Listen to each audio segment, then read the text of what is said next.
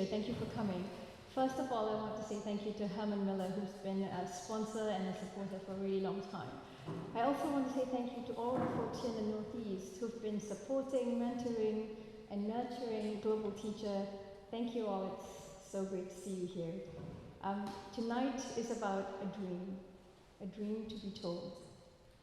When I was growing up in Malaysia, the town that I lived in received a shipment of library books from the libraries of England. This changed my world. And you're probably thinking, really, Sumi, library books change your world? It did, because small town, there was really not a lot to do. So I learned to read at a really young age and discovered very quickly the best books were the English books. There was a bookstore in my town, and it was a really small store that sold really only stationery and textbooks, so hard to get books. And thirdly, we had a library in town, a public library, tiny section of English books. I plowed through that very quickly, and I was probably on my 10th round of Famous Five when the shipment arrived. So a shipment arrived of 12 tea chests packed to the brim of books that exploded my world. It allowed me to explore literature, new authors, new genres that made me think differently. It made me dream big. It made me dream bold. It became the thing that drove me, and it made me who I am. And it's a big part of the dreams that led me to where I'm here today. When we think about this, at the heart of this was the books giving me access and exposure. What does access and exposure do for you? It helps you think differently. And when you think about thinking differently, it's really underrated, isn't it? But thinking differently is the seed for innovation. Thinking differently is solving an age-old problem in a brand new way, like what we've done here at Global Teacher. Thinking differently is walking down that untrodden path with courage and fortitude. So that's what that little generosity did for me, and I'm sure a lot of people in my town experienced that too, but that was my personal journey. But that was 40 years ago. A lot has changed. 8-year-old Sumi today could download all 7 Harry Potter books in a heartbeat, right? Or the entire season of Sunderland or Die in a second. But we're seeing that change happening very, very quickly, and yet in some parts of the world, it's like nothing has changed. Education looks like it was 80 years ago. You'd be shocked. So what we need is to see the right kind of change happening quickly. And who is driving this change? A lot of the time, the folks that are driving this change are our young people. Case in point, right? So what we want are young people who see challenges in the world and they're driven to be the change that they want to see. What we want are young people who can see a problem, identify the change, and create solutions. So here at Global Teacher, we are inspired and motivated to create a host of young people who are interested in making things and solving problems, whether it's in their village, in their town, their country, the world. I'll give you a story of William Kamwamba from Malawi.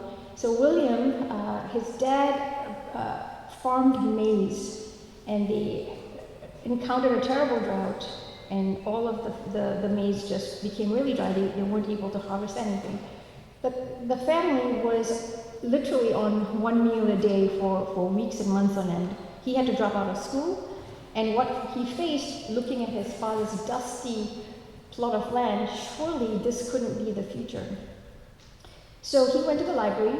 He didn't speak a lot of English, and of course the best books are always in English, but what he did was find a book, looked at the images and the graphics, and created a prototype wind turbine. He then convinced his village to allow him to dismantle the village's only bicycle to create a full-size wind turbine that then allowed them to irrigate the rest of the region. So that was really helpful for them. So that's one example of someone seeing a problem, solving it. There's Richard Trure from Kenya. His job was to look after the cows, his family's cows. But the cows were also fair game for the lions. And every time a cow was lost, the people would go and kill a lion. So there was loss of lions, loss of cows, terrible. So he was looking for a solution. Tried building a noisy clanking machine, didn't work. Lions caught on after a few days. Tried a scarecrow, didn't work. Lions were too smart. What he did one night was he walked around the pen with a torch, and the lions didn't come that night. Did it again the second night with the torch. Lions didn't come again. Okay, maybe it's the moving lights. So, with a solar panel, a few strategically placed bulbs, and an indicator from a disused motorbike, he created flashing lights, kept the lions away. He was fast asleep in his bed at night, and kept the lions protected as well. So, what we want to do at Global Teacher is not charity. What we want to do is engage, empower, inspire. What we want to do is give these kids access and exposure. And that's why our mission of digital education for all is so key. It plays a big part here. Why is digital education important? Digital education is today's education. It's the education designed for the problems we have in our world today. It is the education that your sons and daughters might be experiencing in their classroom here in the UK, or in Finland, in Japan, or Canada. What we want to do is use technology to level the playing field, aspire to something greater. We want to be able to enable these kids to solve their problems rather than give a handout. So much more inspiring when it's the former. And here is where we need your help. We want you to dream with us and join us. Every contribution counts, and we are on that journey now. So, with that and our desire to dream, I want to introduce you to our chief dreamer, visionary and leader, and also the son of Sunderland, Chris Nutman, who's going to share with you his dream to be told. Thank you.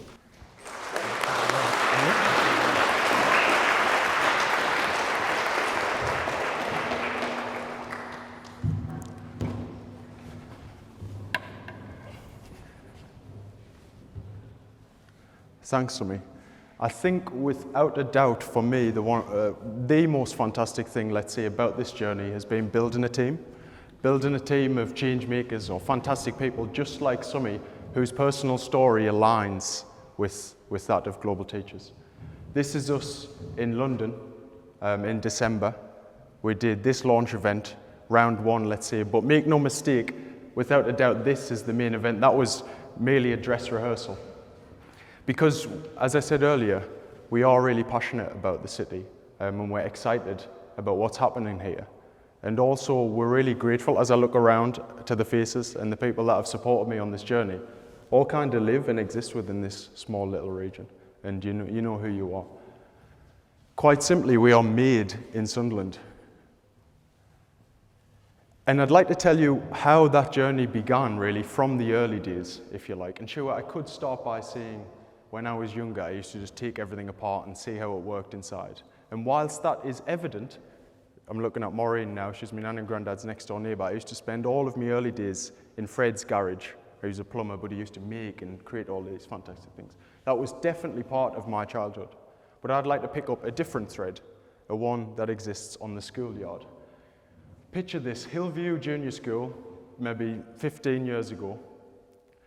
I was on the schoolyard one morning and my friends were over in the corner and they were all huddled around this kind of area, and one of them was about to stamp on something, so I looked over and it was this big earthworm. So they were just about to stamp on the earthworm, presumably because it was large and that's just what kids do, isn't it? And I shout, "Stop! That's God's creature." And as a couple of you have had a giggle there, they all basically laughed at me.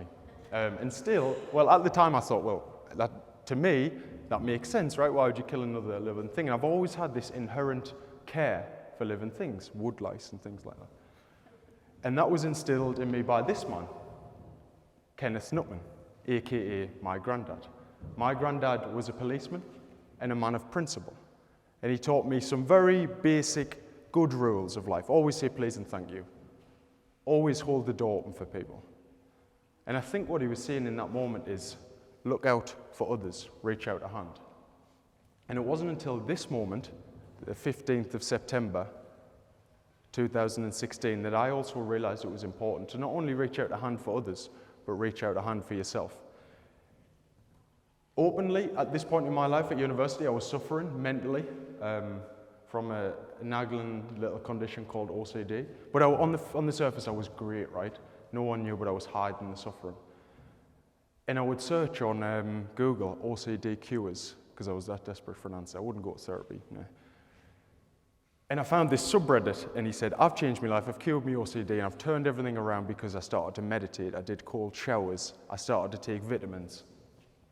So I bought The Power of Now and began to meditate. And those of you who've meditated or done the quote-unquote inner work, or kind of spark some inspiration, will know that you kind of get inspired. And this is on the same day, if you go back in your phone, you search, this is the 15th of September, and I thought I'd highlight some key points. So I said, at the top, treat my mum more, spend more time at dad's, help people, make a change, try to take an innovative idea to market. And that's really when I solidified kind of my purpose in life, and that was to come up with ideas to solve global challenges. At the same time, in university, we were tasked with choosing a subject area as design engineers, choosing a subject area, finding a problem, designing a solution. I chose to study education in the developing world because I knew for a fact that the standard of education overseas wasn't the same as what I'd been so lucky to receive, right? And what I found was all of these shocking statistics. 15% of the world's adults are illiterate. 31% don't have access to 3G. Over 1 billion don't have access to electricity. And if we take a look at the educational landscape, let's say today, in the developed economy, I mean, this is just numbers, right? 38 billion, it's going to grow by 2024. What does that even really mean? It's surging. In Cameroon, by contrast, one textbook is shared between 12 children. Patrick mentioned this digital divide. 12 children sharing one textbook is clearly not a feasible way to learn. So I defined my problem, lack of resources. And at that time in my life, I thought, you know what, I can have a good go at solving this. So I looked at what other people are trying to do to solve that problem. And I found this organization, Books to Africa. And what they do is they go into schools, box up used textbooks, and ship them to Africa. And they've donated over 1 million textbooks by doing this method, which is pretty impressive. But the problem with that is, why can't we donate a PDF, a Word document, a PowerPoint? Because it's like, ping, you don't have to ship it halfway around the world. That takes 6 months. It's just file transfer, right? So again, on to Google. Has anyone came up with this idea before? Because if you come up with ideas, you don't want anyone else to, even though it's a good idea, you don't want anyone else to have pinched your idea or have already done it, because that's happened to me many times before, and it's gutting. Imagine a donate-a-doc movement whereby teachers, content creators, publishing houses could donate their learning material to those in need. Imagine if it was as powerful as the donation of money, clothing, food, and the likes. And at this point, I thought, cracked it. I thought I'd solved the problem, but what about in the most rural schools where there's no internet and no electricity? Made Pod. Now, Pod was, and thankfully still is, a low-cost, durable solar power projector that makes all of the donated content available in the most rural, remote parts of the world. So I handed my final dissertation in, I got the result I wanted, I graduated, and then I got a job. A 9-to-5 job. And whilst that wasn't what I wanted to do, it was an amazing start, and looking at some colleagues around in the room here, it was an amazing start, and it taught me some incredible things. But unfortunately, that company no longer exists. And when we all went our separate ways, everyone around me was saying, start that idea, do that. And I thought, you know what, I'll give it a go. So My Cloud Coach was born. And since then, we've shouted about the movement. We've told anyone who'd listen. We've partnered with some and had conversations with some amazing people on the content side, because we thought, oh, let's get teachers to donate. Imagine the effort to get a whole curriculum of our individual teachers, so we thought, why not speak to the Pearsons of the world, who are also interested in donating their content on a much bigger scale. We've had some amazing conversations on the hardware front. We rebranded. We built a team of amazing change makers. We built a software platform. We developed the projector until we were blue in the face. And then we reached this point, the final design, right? As a product designer, this is what you're all striving for. And I worked with a product design company, and he said, okay, here we are. All we need to do now is we'll put a business plan together, and we need to raise 100 grand for tooling, for injection molding. But don't worry, you'll be able to make the units at £30 each. And I was thinking, 100 grand? Okay, right, £100,000. And then we'll be able to make them for £30 a unit, right? That sounds all right, but it just wasn't possible, right? In your head, okay, you've got to raise it. No. Where are you going to get £100 from? How much are you going to sell them for? You're not even going to get through the door because the logistics of it don't work. So you've spent all of this time, probably about 2 years at this point, slaving away at something just to be let down, to be basically broken on your knees and think, how does it work? I just want a solar power projector in this system. Logically, it's all there, but how do we actually get it to work? At this point, I needed a friend. And now before I introduce you to Jack, who has been transformative in developing this innovative product, I'm going to leave you with this. Dream big, look after yourself, and don't forget to reach out a hand. Because those that help others, simply because it must or should be done, and indeed because it is the right thing to do, are without a doubt the real superheroes. Jack.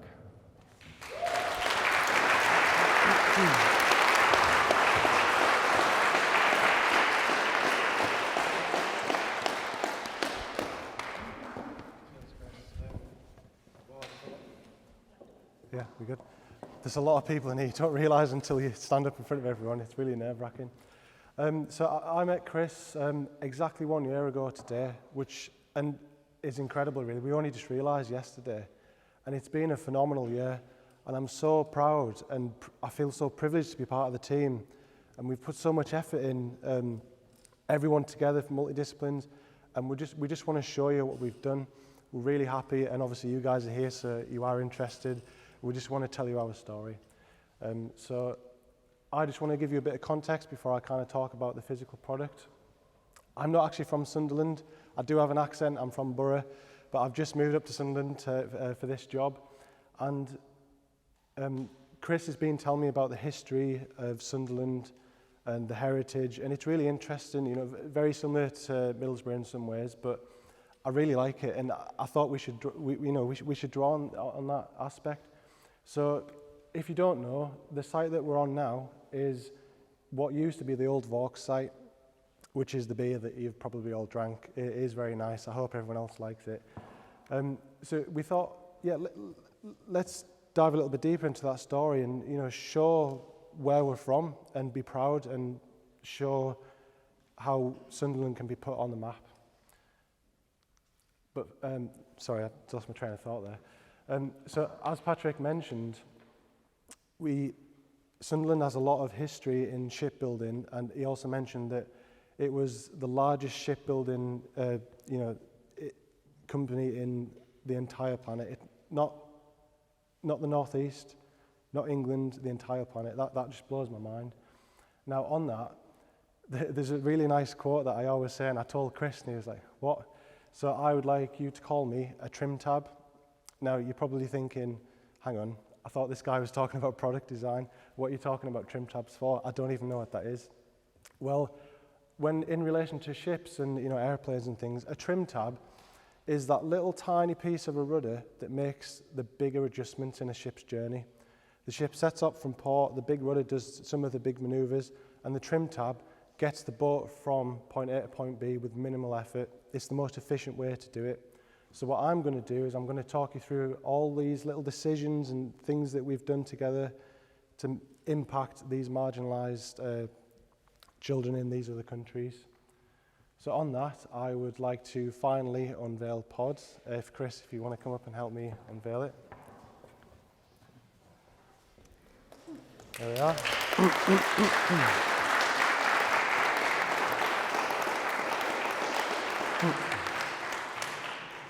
Hello, test. Yeah, sorry, I didn't realise I had my mic off. This is Pod. This is the biggest change to Pod since Chris first imagined the concept at university.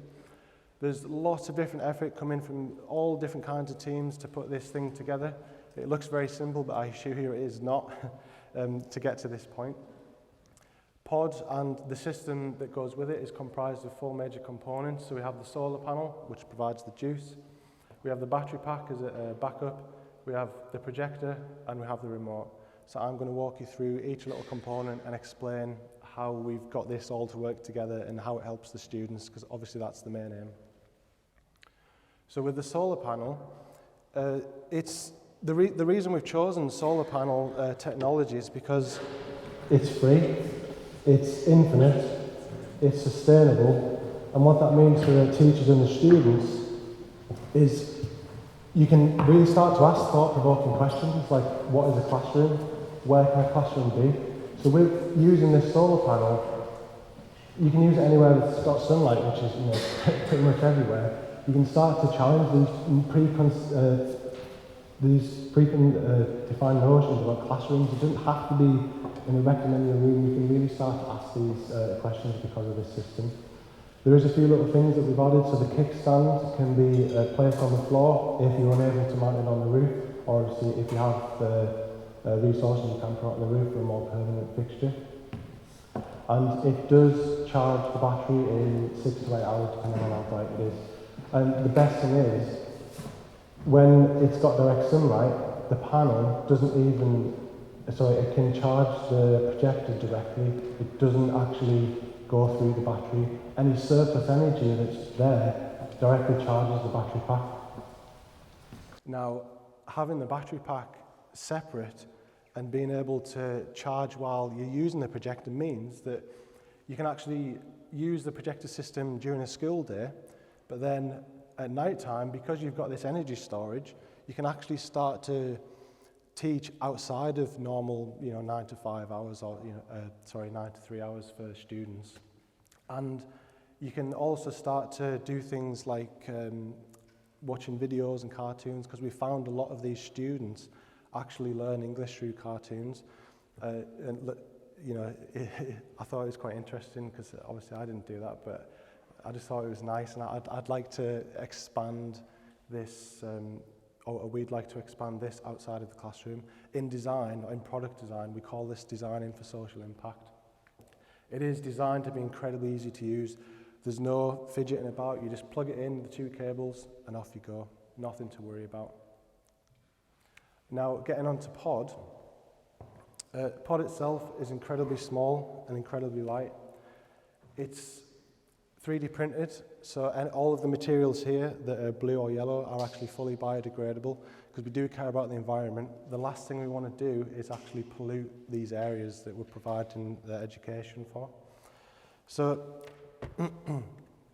with Pod, we've tried to alleviate this fear about technology. I mean, we can all relate to that when you get a new piece of tech and you don't know how to use it. The main thing we've tried to do here is make it fun, inviting and approachable. So we've got all these really satisfying mechanisms, like the slide and things like that, and the remote, which I'll get onto in a second. But the main kind of focus is designing it for the environment. So where we're placing these things is very dusty, it's very hot, it's very humid, and it needs to withstand the occasional drop. So we've designed it with all of these parameters in mind, so that it can withstand the environment and it can last as long as possible. And just on the size, I know I've just kind of picked it up and you can see it, but I was chatting to Chris the other day, and we were talking about the actual size of the system. So this is, three standard textbooks that you would have got, in school. They're just A4 size, and they're finite in nature. You can't read more than what's in those booklets. But with Pod, you can pack it up and fit it in your backpack, and you've got an entire library in your backpack that you can take anywhere. Something like this, or this kind of system has never been achieved before, and we're really happy that we've got it working, and we can say, you can fit an entire library in your backpack. It's almost kind of relatable to when the iPod was first released and 1,000 songs in your pocket. It seems trivial now, but the remote has been designed with user experience in mind. So the main focus that we were kind of toying with was user experience. So imagine I'm the teacher of a class, and it's very crowded, much more crowded than this, very tight, very small. The last thing we wanted to do is have, Pod, somewhere here projecting content, and have the teacher, walk to the back of the classroom every 2 seconds to change a slide. That's terrible. We do not want that. We want to keep the teacher at the front of it, and centre at all times to keep the students' attention and engaged. So the team's designed a wireless remote that connects directly with Pod seamlessly. There's no turning anything on. There's no buttons to press. And in terms of the experience, the last thing we wanted was to design a really huge, almost TV remote with 1 million buttons on, because, who can find the mute button? All we wanted to do was navigate through the content and move back when you need to. It's as simple as that. It doesn't need to be anything else. And the best thing about it is when you're finished, it just snaps on top, so it's got a place to live. And we can all relate to losing the remote. All of these little things that we've put in help to make this system as seamless and as intuitive as possible. And on that's the hardware. So we now actually have designed a full system called Lumi. So this is the software that works seamlessly. Again, what we tried to do is make this as seamless as possible for the teachers and the students, so hardware blending perfectly and seamlessly with the software to create one unified experience. And I would like to give you a quick demo. So this is our software. Like I mentioned, you just use the remote to navigate through it, nice and easy. So if, let's say I was to start a lesson, I could first find a resource. So if we just click on there, and I can select keywords. So if I'm looking for something very, very specific, like algebra or differential calculus or something like that, you can do that. If you wanted to search by age group first, you can select what key stage you want. So obviously, because if you're key stage 1, you don't want to be looking at key stage 3 content. All of these things make it as quick as possible to get into the teaching. And if you need to, we can switch language to whatever language you prefer. So if we just go through an example, if you just click on the All button, this is all the content that we have. And the content on here was very generously provided by one of our partners.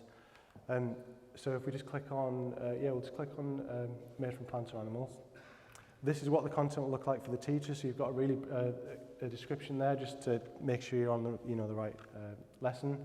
And then if we just click on Start Activity, this is what the content will look like for the students. So it is dynamic. It does change depending on what you're doing.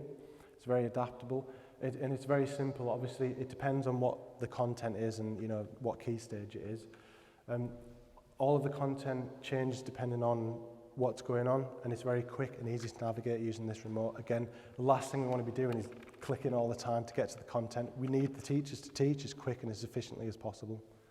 So if we just go back to the main screen, just by clicking the back button here, you can also select, go through the categories, so maths, English or science, and this will be expanded in the future as we progress and learn ourselves. Ooh, wrong one. So I'd just briefly like to talk about technology, because what we've achieved as a team with all these different disciplines coming together is really incredible. So Chris mentioned this machine 5-10 minutes ago. This machine is the kind of thing that takes up an entire room. You're talking at least a quarter of this space just for one machine. And the money is £100,000. By the way, that doesn't include the parts, that's just for the tooling to get it working. And if you need to make any changes, well, good luck, it's not happening. You're going to spend another 100, 200,000. So what we've done is we've decided to use 3D printing. And what that allows us to do as a company is incredible, because if something was to go wrong in the prototyping stage, or we were coming up with ideas, we can change things on the fly. We can have a problem solved before we even get home. and have that ready on our desk. We do have one out on demo, which I will show everyone once we finish the presentation.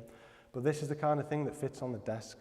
And this is less than 1% of the cost of that other machine, which just blows my mind, and I've been using these things for years. Now, that's great, you know, technology is fantastic, but how does that actually help the teachers and the students? Well, everything you see here is being printed using one machine. Now, if we want to make any changes, or we need to improve it, make it smaller, make it lighter, reduce material, we can do that. Now, that makes us very adaptable as a company, like I've just mentioned. So we can adapt and evolve our approach as we go to make as many iterations and improvements as quick as possible. So what that means for the teachers is they get the best experience at all times. Let's take it a step further.